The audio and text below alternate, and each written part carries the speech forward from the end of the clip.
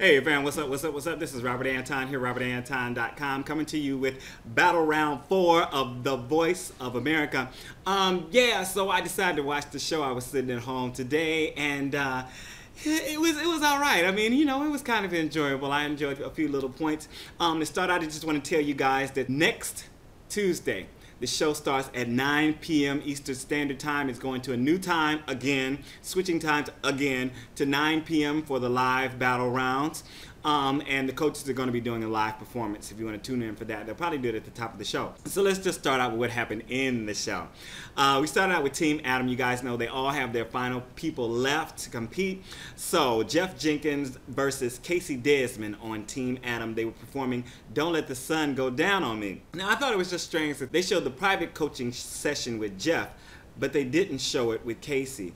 It was just a little strange. They dropped another one too later on in the show, and I don't know because nothing interesting happened or what, but I would think they would give them just about the same amount of time. Yeah, this was another choice for me between very, very different styles, different voices and styles, and Adam went with Jeff. That's all I got to say about it. Okay.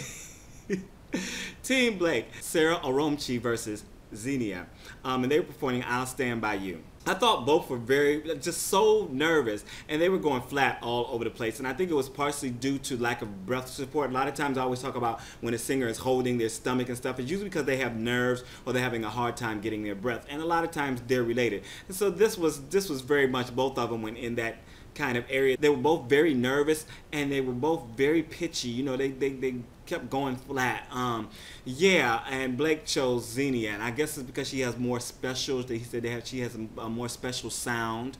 But they did about even in the competition as far as I'm concerned. Next up, Team Christina was Elise versus Cherie Oakley, and they were performing Since You've Been Gone. All right. Well. Again, this is another one. They didn't do the private moment with Cherie, even though they did with Lily. Just not really giving the extra time. But now that I look back, they did do the private moment with the person that won.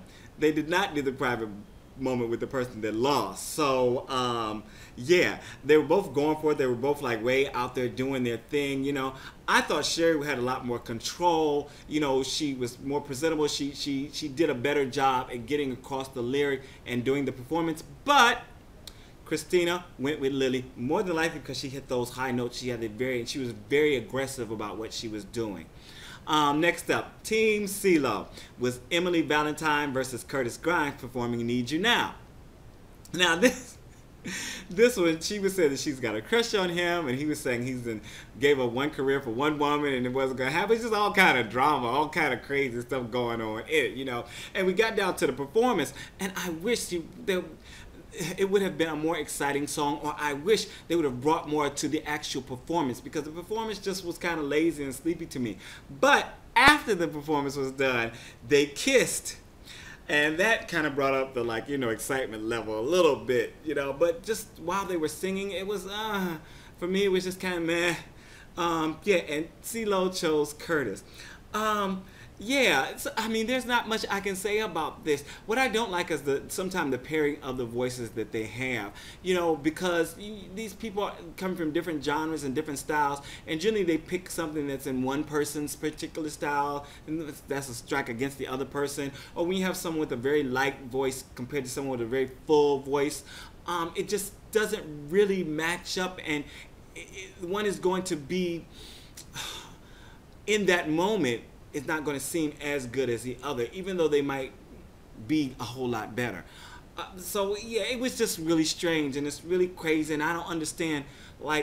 They try to explain it at the top of every hour so far, but I'm still not getting exactly what they're going for. They're saying, they're going for the voice, but a lot of the better voices have already gone home in these battle rounds. So I'm wondering, what is really the thing here? What are they really looking for?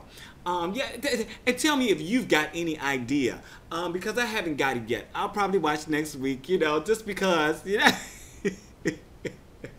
if I'm here and I'm not doing nothing or something, I will, if I don't have other plans, I'll be here.